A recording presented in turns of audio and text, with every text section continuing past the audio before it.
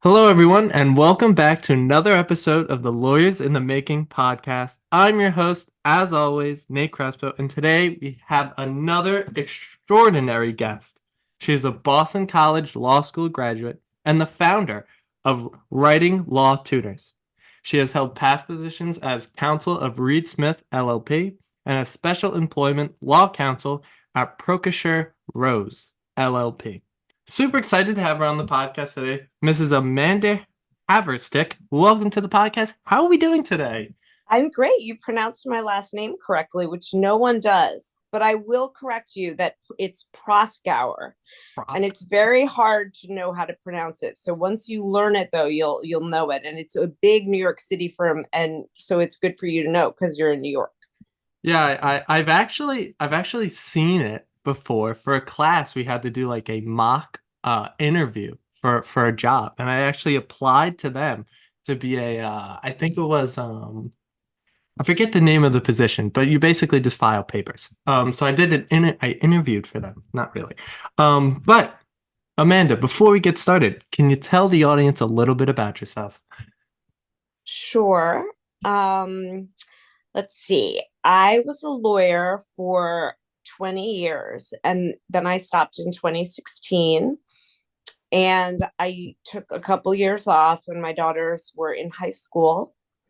And then during the pandemic, I started tutoring and then I started my company. And so that's a little bit about who I am there. Other than that, I live in a suburb of Philadelphia Ooh. with my husband, who is also a lawyer, and three daughters, so including a law student. So Well, that's wonderful.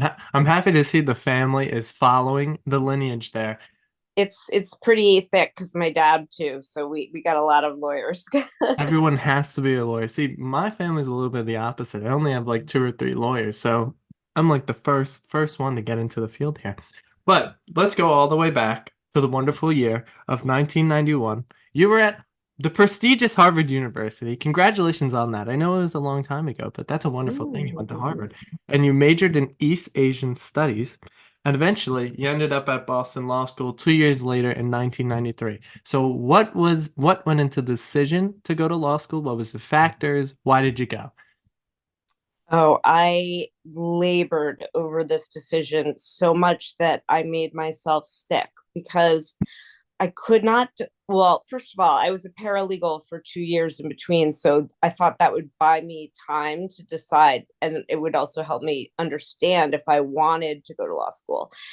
And, but I thought I wanted to be a teacher and I really wanted to go get my master's and teach. But then again, I really wanted to be a lawyer. And so I just could not decide.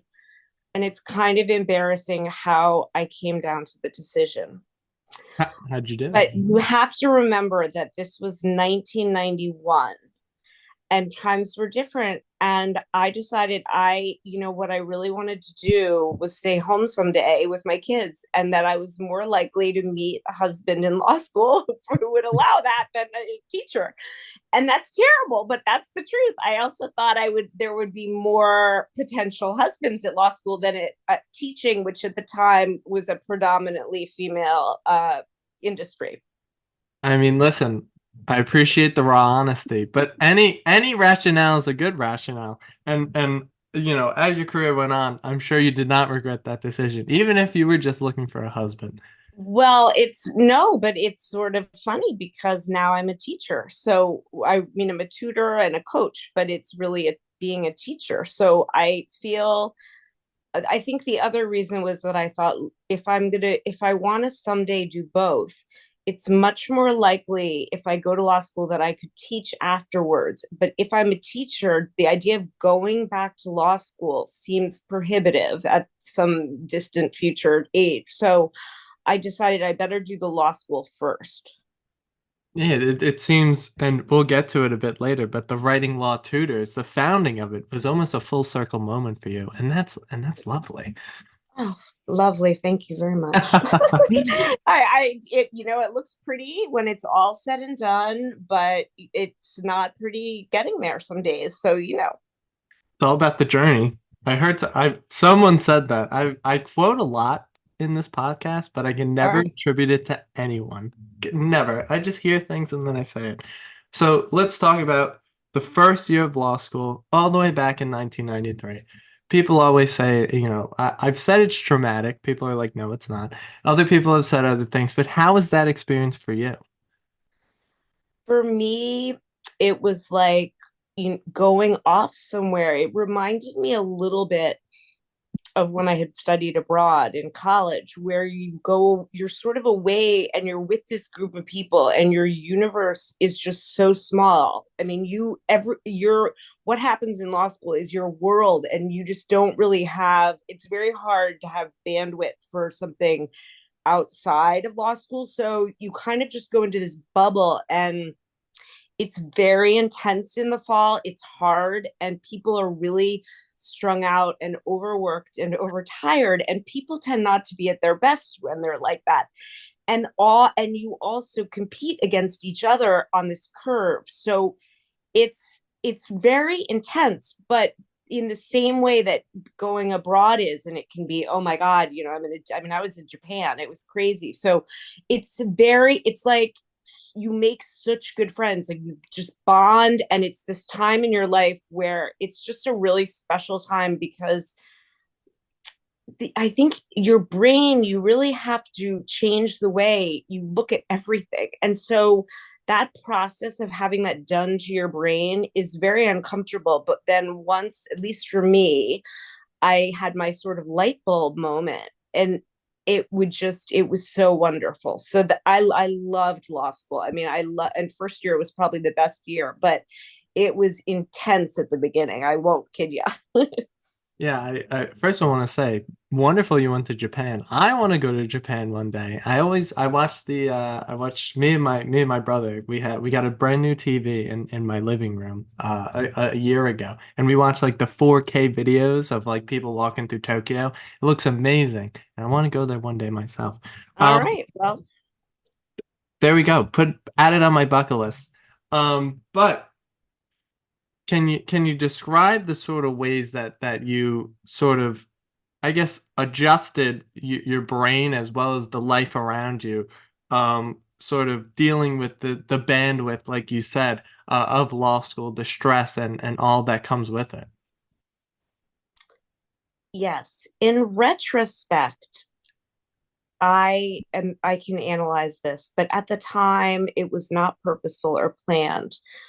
But and it's I got to back up a little. I had been in a very bad car accident a year before law school that had I had a, I was in the hospital for a week, full broken leg, and it was a big deal. And because of that, it was a really hard year, and it was winter and cold in Boston and icy, and I had a cast, and I was trying to work. It was just very, and I was in pain, and I couldn't go running anymore, and I was a runner, so I got really blue and I got overweight. The whole thing was bad. So that spring, I sort of was like, okay, I got to take charge of my world and my life. And I really adopted this very militant life in terms of exercising and eating and getting sleep and being just living very the way that people say that you should do this, that we know don't do. But I really got into that for having nothing to do with law school. It was for my own personal life and sort of recovering and feeling strong again after the accident. And I think in retrospect, because I went into it with a structure and I was so disciplined about my meals and exercising and going to bed on time, and I kept that throughout first year of law school. And I really think that made the difference. Yeah, that's an honorable story right there. Honestly, amazing, inspiring story. And I think what you touched on there, the sort of disciplines that is very important when you get into law school, having that structure in your life. I know for myself, I was just at the gym. I love the gym so much, but I only started going my senior year of high school, and it was one of the best decisions I've ever made in my life. It It's structured. tough though, because you can get in cycles and then you get injured, so then you can't work out. I mean, it's a constant sort of having to, but yes, I mean, everyone will agree with you. People who exercise just feel, you feel so empowered, you're on top of the world.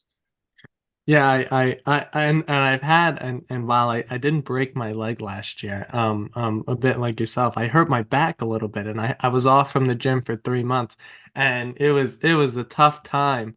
Um, Tough time, and your whole mood is bad because you're not getting the endorphins, but your body misses them, so you're almost in withdrawal from the endorphins. It's a hard sort of psychological time. it absolutely is, but when you get through it, you feel great, you feel amazing. It is so Yes, relieving. it is, and the older you get, you realize, okay, we're going to rise up again, but these things happen all throughout your life, and you just, for different reasons. It's a beautiful uphill battle, but you just and see, I'm a philosophy major, so sometimes I get a little philosophical sometimes. I can't keep it all in within me.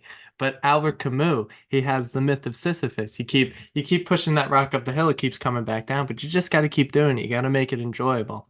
That's how Is I that the point of that story? You need to enjoy pushing up the rock. I never knew what the point of that story was. that's what I got out of that. I don't know what Camus was trying to say, but that's That my is fascinating. No, I think that's fascinating. There's a book. It's very short. It's sort of a picture book called Stations, which is the same principle about, it's all these people on a train and they're all so excited to get to the next station, and then it's sort of okay, and then they get excited, okay, for the next station, but then by the time you're at your destination, your life's over, and if you don't enjoy the ride, I mean, you only get one of them, you might as well. absolutely always got to put your best foot forward, give your 110%. Well, I think I do not believe that I had this attitude when I was your age. I think this is something that has been recent for me. So I love it that you are, buying what I'm spewing. No, I appreciate that. Everything that has to do with sort of giving your all and putting it all out there at any moment in time and anything you do is very, very important to me because I feel like if I don't, it's sort of a waste of time for me. It's like if I'm not doing everything I can, then I shouldn't do it at all. But after law school, you get to, I'm gonna try it, pro, I can't say it. Think of Prosser on torts. That's a name you'll learn. Like Proskauer. What words with pros? I don't know. I think of process server, which I am myself. That's good. Think of process. Yeah. Pro Pros cower. pros pros coward. There you go. I'm getting a little linguistic lesson here. Proskauer Rose. I'm gonna keep saying that in my head now. Perfect. Proskauer Rose LLP. You start there in 1996. Can you describe your experience there? Was it great? Was it not great? I adored Proskauer. That was home for me. I loved it. But I have another sort of embarrassing confession. I'm a little biased because on day 2 of orientation, when I was a first year associate in September, I remember I went September 16th, I believe, was the day we started. And on the second day, I met Matt Haverstick. And now I am Amanda Haverstick, and I've been ever since. So I was very happy at that time in my life. Well, that's a wonderful, wonderful, wonderful thing. Uh, He was a first year as well, so we were both just starting out. So it was sort of nice. Yes. Look at that, star-crossed lovers, as they say. It was meant to be, wasn't it? Yeah, I don't know, but at any rate, it's a really really great firm in terms of the people. I mean, I don't know today as much, but a lot of the same people are still there, and I just felt like it was home, and it was a really good experience. I mean, sure, you work a lot and it's stressful, but I it's a good place. So backing up a little bit, what exactly was the kind of law you were doing there? And additionally, why did you decide to do that kind of law? What went into, deciding this is what I want to do? When I was a paralegal at a big law firm in Boston for 2 years between college and law school, I was in the corporate law department. I absolutely hated corporate law and thought I could never be a corporate lawyer. The the lawyers were miserable, and they worked from 9 till midnight, 7 days a week practically, and it was awful. And they all complained to me because I was just this little paralegal, and they would bitch to me, sorry about it. And so then there is a department at that firm that did labor and employment law, which I had never heard of and didn't know what it was. And I started, they always look so happy. I was like, why is that the lawyers in that department so happy? Now, really, I don't think it had anything to do with labor employment law. I just thought it was because I think in retrospect, that department at the firm was a service department. The clients would come in for corporate, but then if they ever had a labor employment problem, they would also use the same firm.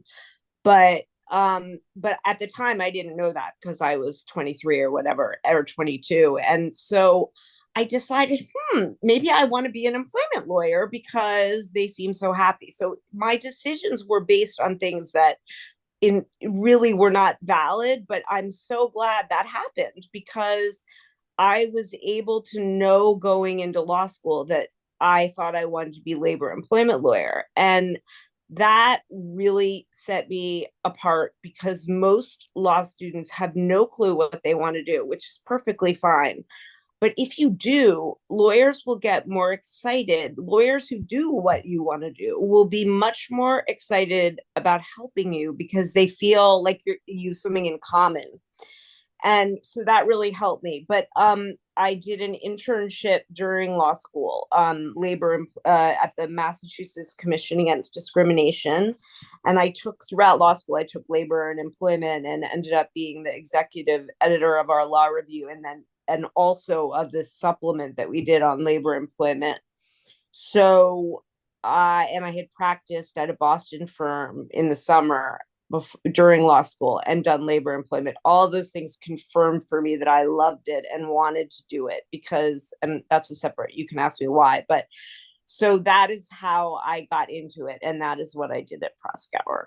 So why did you love it? I'm gonna ask you. Because, in part, because the lawyers looked happy at that firm. But then once I got into it, it's about people as opposed to companies and money. And it's about the workplace and human beings interacting with each other. There are so many issues that parallel constitutional issues in terms of rights of different demographic groups. And it was a very hot area at the time because the Americans with Disabilities Act had just been passed in 91. And so there was a lot of excitement around that, the whole industry. There was just a lot going on, and it was a very good time for that. And all those things contributed to it. Yeah, I think that's an important point you made there. In previous episodes I've talked about it a lot, but what I've seemingly taken away a lot more times than less is that as much as we think of the legal industry as companies and corporations and fighting in the courtroom, there's such a big human aspect to it. How much you could actually help people, helps people's lives, improves people's lives, especially in sort of my experience working in a DA's office. They interact with human beings all the time, in a ton of tragedies. Winning a case on behalf of someone who was a victim of something is important to those people, and you take away so much from that, in the sorts of joy that you feel when you achieve those things, when you help people's lives. I think it kind of gets. Yeah, but you know what? I got to be honest with you. I mean, I was a corporate, I represented the companies and the bad guys, as they say, in discrimination land. But they weren't bad. They were the HR manager or the supervisor who's like, I never harassed this person. What are you talking about? Or this never happened. And then you find out, well, that employee was a terrible performer and was late every day, and that they made this up, and so it is sort of helping human beings, but it's not helping poor people. So I'm not going to put myself in that box like people who do government work because they're really the true heroes. But it's more that the issues, it's not an issue of, okay, two companies suing each other over a deal. It's it's about a person, and then the decision of, well, were they treated okay in the workplace by another person. Absolutely, absolutely. See, you're clarifying it for me even further, and I love it so much. I'm learning so much here. Now, I'm gonna say it again. Prosk Proskauer. Did I say it right? All right. Proskauer, I yeah, had to just say it. put the emphasis on the Proskauer. The cower is kind of after, you know. Proskauer Rose. Did you work in Manhattan when you were there? Yes, I lived and worked in Manhattan. Oh, how was that? I have to ask. I love the big city experience. I was in the city over winter break, and I just love New York City so much. I love the big buildings. I have to ask, what was it like going to work every day with your suit on and your briefcase? How was that? Well, I didn't carry a briefcase. I probably carried a tote bag over my shoulder. And I really didn't carry work home because when you live 10 minutes away from work, there's no real point to bring work home. At the time, we didn't have remote access, you Mm. understand. So you couldn't do work at home on the computer. You could bring something to read, but it wasn't as much of a work at home thing at the time at all. So you really worked in the office. I didn't I we had I mean, I guess there were people who had briefcases. Sure, I didn't happen to, but it was just the norm. My father had done it. I had watched it be done. It was a very formal society at the time. Everyone was in suits. That was just the norm. I felt like a big girl. I was in the city going to work. It was cool. It was not bad. That's what I wanted to hear, that it was really, really cool. Because one day I want to be like that. I like looking around. It's like, wow, I got the Yeah. city in my hands. It was really neat. I loved it. It was like sort of, okay, I'm going to dress up and go to this thing, and this is like an adult thing, and it was, so for me that was a non-issue really. So after your time at Proskauer Rose, there you go, I did it again. Just don't you got the first part right, but don't even really pronounce yet. Just be like Proskauer. Like put it's not Proskauer, it's just Proskauer. Proskauer. Proskauer. You're putting the emphasis on you're saying Proskauer. I just want you to say Proskauer. Like there's Proskauer. no emphasis on the at the end at all. I think that you're going to end up working there. I think we're fading it. I have to tell you because I didn't finish my story. Well, we can finish the story. There's a more story about Proskauer too. But I'll let you ask me. No, do tell now. You've opened the So Pandora's yeah, box. well, my daughter is a second year law student, and she is going to go work there for the summer and may end up there. So that's really fun because my husband and I were both working there when we had her. I mean, it's just a lovely full circle thing. So for me, I hope it's a great place because I'm trusting them with my child, sort of. So after your time there, you moved on to as a senior associate at Morgan, Lewis, and Bacchius. Perfect. You got that one spot on. I do this a lot in the episodes. I'll try to say all the names of these law firms, and I'll see if I get very excited when I get it right. Okay, But but so yeah, so the thing is that we moved to Pennsylvania when I was after I had my daughter, and I telecommuted starting in 2000, and this was back from Pennsylvania to Proskauer. So they let me work at home, which was unheard of at the time. And then ultimately it just became too much. So I went to Morgan Lewis in Philadelphia because then it was so much closer. And I just thought, I can't do this working from home thing. It's too long, it's too far away. so how was your time there? What was the experience like? Did you love it? Did you hate it? The first year was really hard. It's very hard to be a lateral associate changing firms, or at least I found it, just because you're starting all over again. It's almost like, how in high school, if you were an A student, then you could kind of mess up a paper, the teacher would still give you an A, where it's like, or you could just miss class and you're not going to get in trouble because you've built up so much goodwill. So it's like starting all over again. I was a sixth year, but I was sort of treated like the new first, I mean, it was just, you have to put in your time and feel comfortable. After the first year, I adored it. It's a very different culture. But I really thrived there. I loved it. I really did. I think it's just the firms are it was a lot of adjustment culturally and just the whole way it was at the firm. Yeah, so after that point, you then became the senior counsel of the Hershey Company. Mhm. Is that the actual is chocolate, like the Hershey Chocolate Company? Oh yeah, I worked in Hershey, Pennsylvania at the chocolate place, and my little girls thought they told their friends that mommy makes chocolate, but I was a lawyer there. And how was that experience? I've been to a Hershey Park before. I had a great time, don't worry. But how was that I It experience? was great. I mean, it was a great experience. I did not like working in Hershey. I was a New York City girl, and I was sort of a fish out of water that way.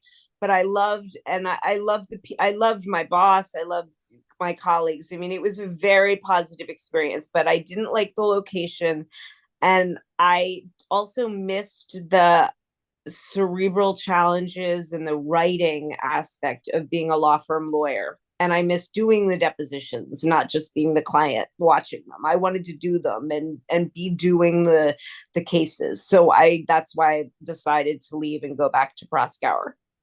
Oh, okay, yeah, that's what I was because I had special employment law counsel now, but I I went didn't. back to so what Oh, I did is I decided I wanted to go back to a law firm, and in choosing, well, should I go back to Morgan or Proskauer, I could I if I was ever going to bring Hershey as a client, I could do that at Proskauer potentially, but I couldn't at Morgan at the time because they had a conflict.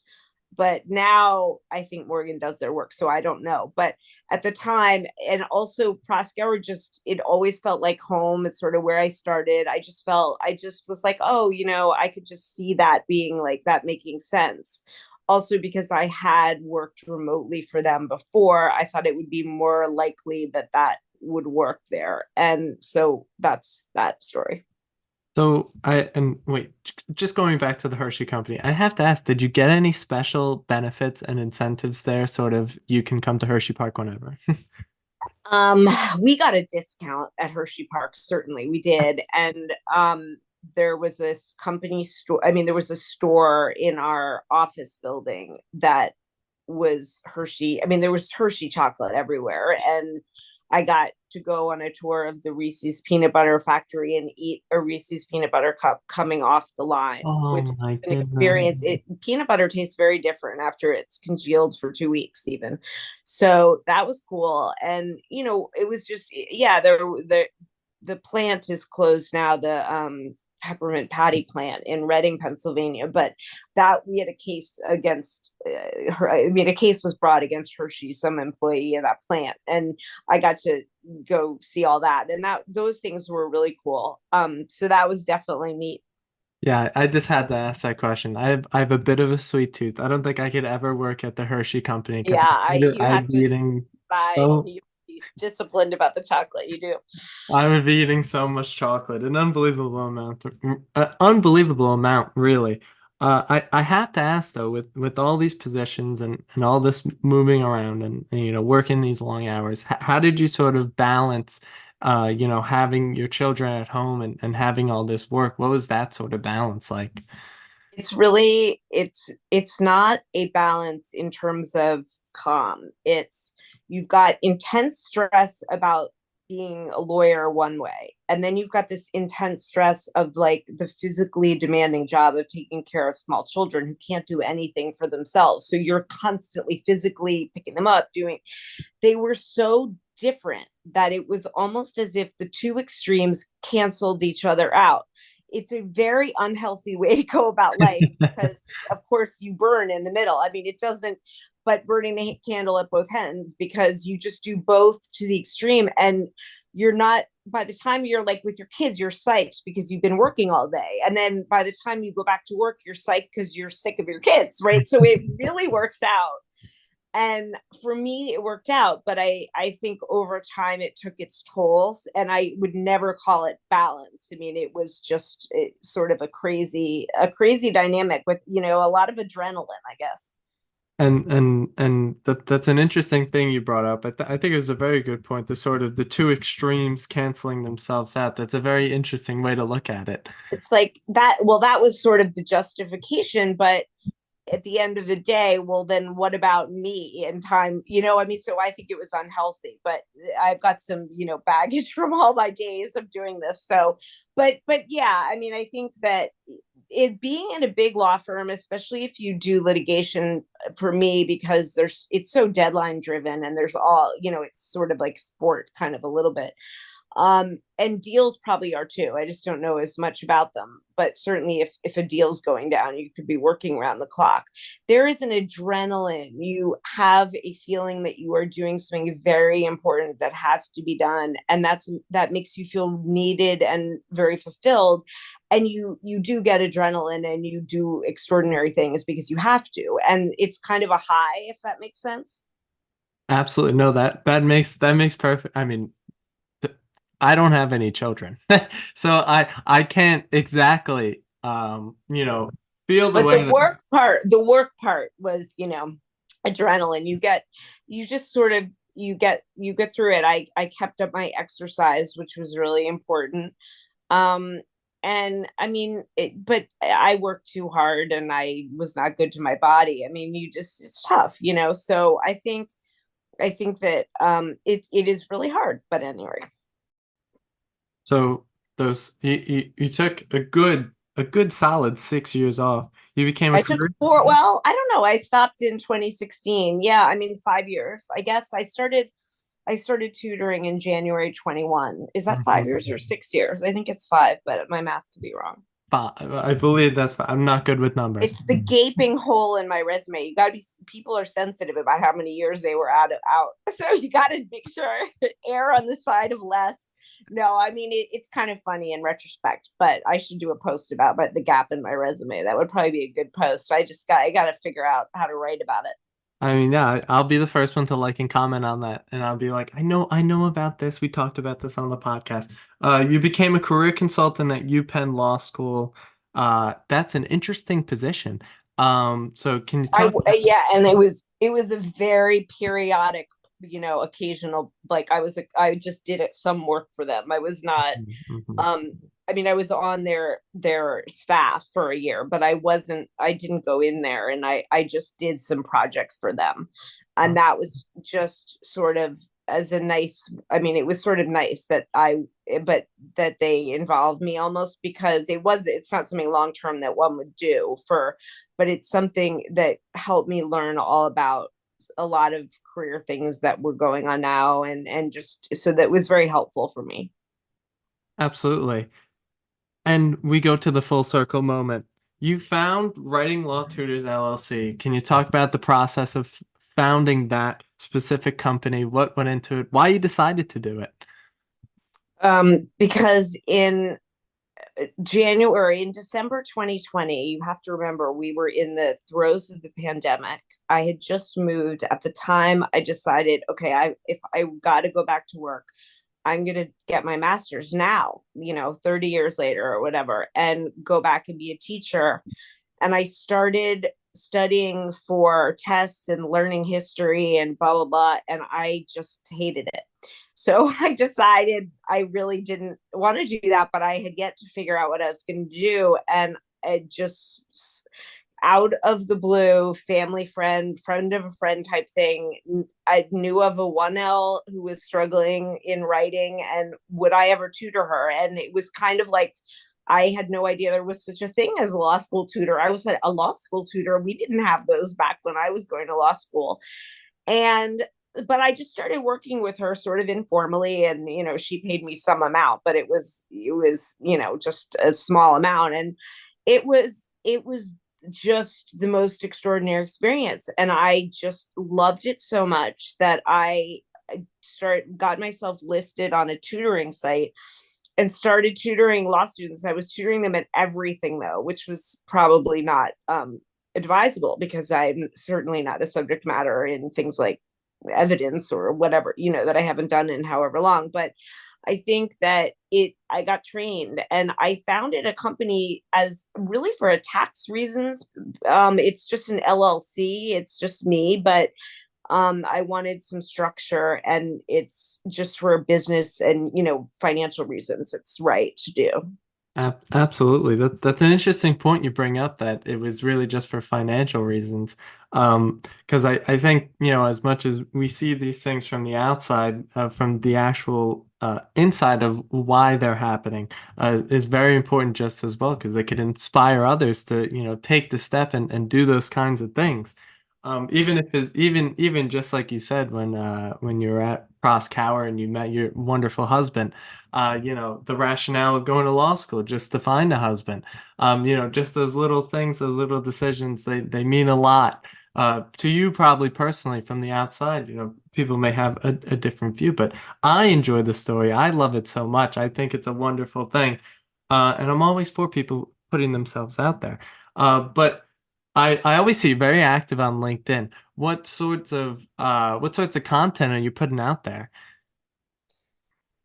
Well, it's evolved. I started at the very beginning in September of 2021 was the first time I ever posted. And I just started writing tips for 1Ls. And because those were the group of people that I was tutoring most. And so I felt, and I had learned the most about. And it's educational content. In January of the next year, what are we into 2022, I started Dear 1L, and that really took off. And I write to 1Ls when I write letters to them, and it's a very nurturing type of dealing with the stresses of law school and dealing with just different things that you deal with, but also a lot of academic things, how to do the exams and how to write.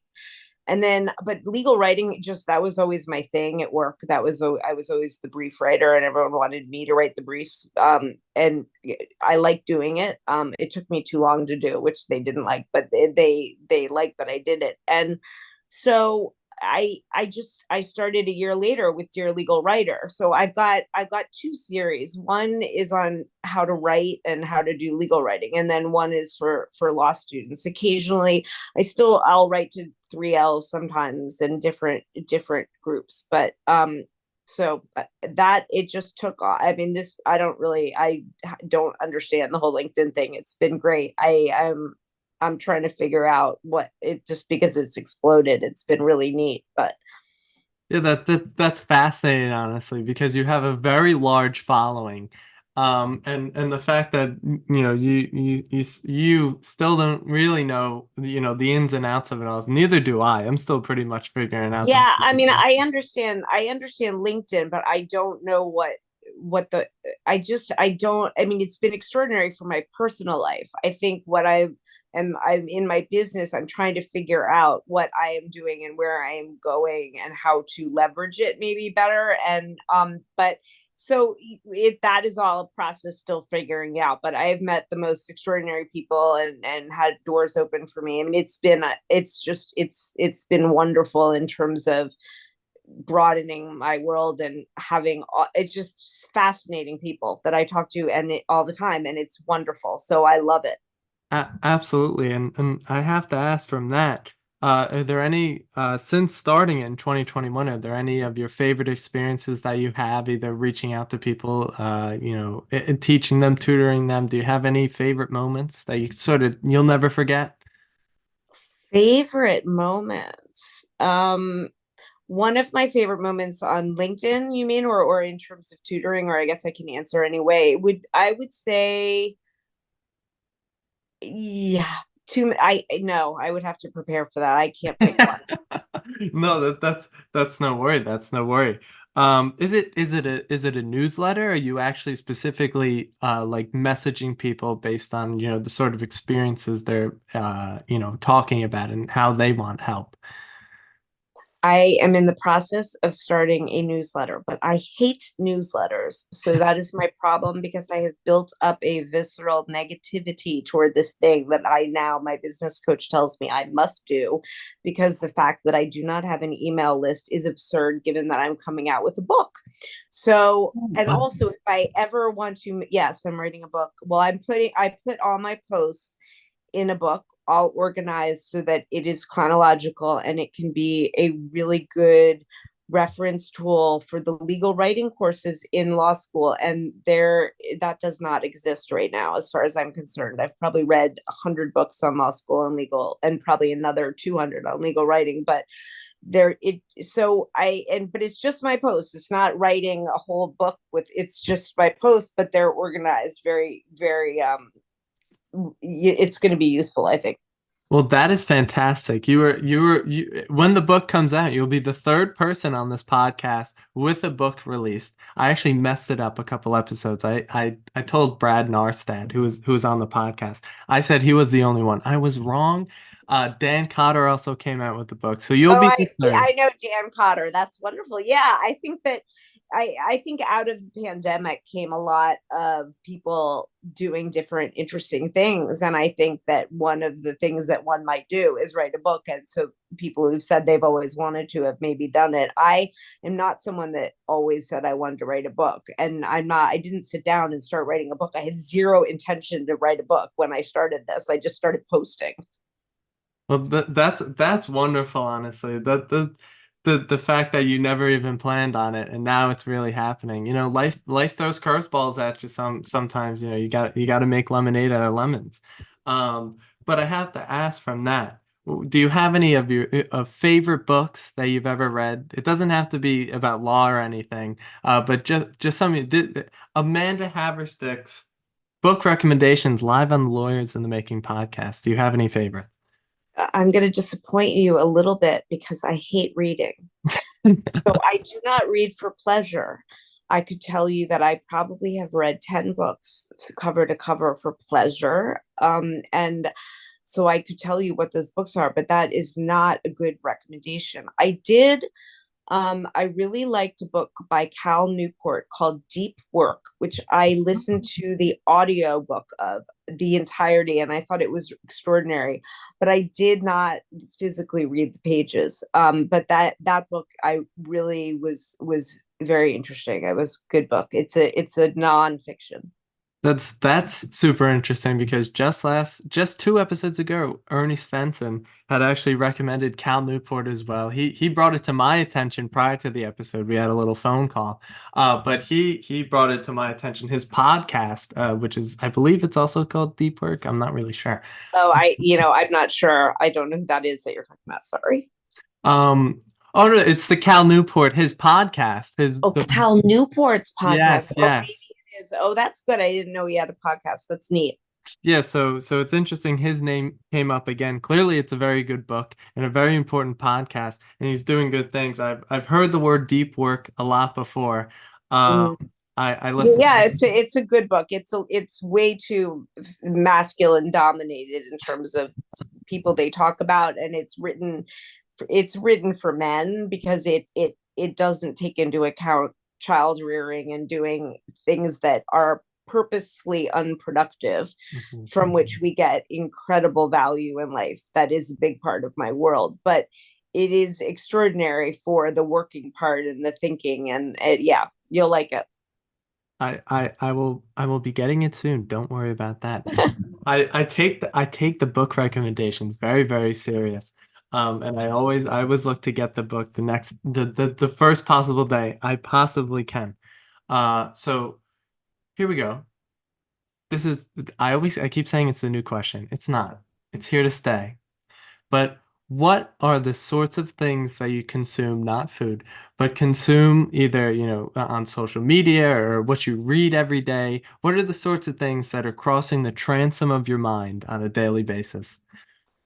I even though I don't read for pleasure, I have an extraordinary collection of books. And so depending on what I am doing or what I decide I am writing about that day, I will always be using them for to find things that I know are in there. And that I don't remember what they said. Um, and I do spend a lot of time on LinkedIn, and that is so I do read a lot of posts. And so depending on I just different people's stories that I like to read about solopreneurs. I like to follow Justin Welch on LinkedIn. I read his newsletter. And I like to get ideas from people and what other people are doing, because I am trying to run a business and learn how to. I mean, I don't know how to run a business. I was a lawyer, so I'm 54 and I never run a business. So I'm trying to learn. So that's probably the most of the stuff that is incoming when I'm not working during the day. Yeah, that's been a very big constant theme over the past couple episodes, is sort of the business aspect of the legal industry and the legal field, and how, just like yourself, many people, you go through your career and I have no idea how to run a business.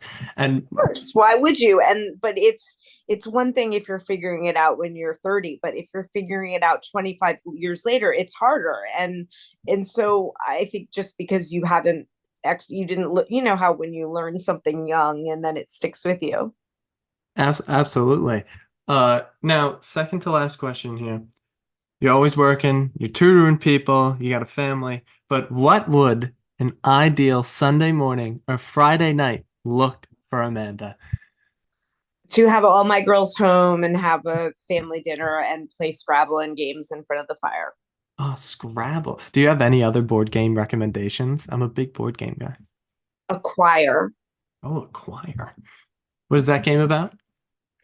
It is about hotel chains merging and acquiring others, and it's a business with stock, and it's an old one, and it's an old game that is unknown, and I got an old 1970s version of it because it's just what I played with as a child with my father, and I love it. It's fun. You'll like it. It's a cross between Monopoly and Risk, but it's harder, and it's a good game. Yeah, I enjoy the games that gets my mind going, and sort of being able to look at things a sort of different way. I like a good challenge. I need that in my life. But Scrabble is fun for me with all the words and the language and that. yeah, I've never played Scrabble actually. I'd like to get into it though. I need to expand my It's vocabulary. very easy to learn, and it is fun. It is fun. Yeah, the only issue is I gotta find people to play it with me. But they're out there. I know they're out there. I'm gonna find you, whoever those people may be. But Amanda, final question here. I do this at the end of every episode. What are your words of wisdom for the aspiring law students, the current law students, and the legal professionals out there in the world? I'm just going to stick with your theme and say put yourself out there and root for yourself and go do your thing, because you got to do it. You got one life. Beautifully said. Beautifully, beautifully said. Well, that's the podcast. Amanda, thank you so, so much for doing this. You're very welcome. And for everyone out there listening, thank you for tuning in. And I will see you in the next one.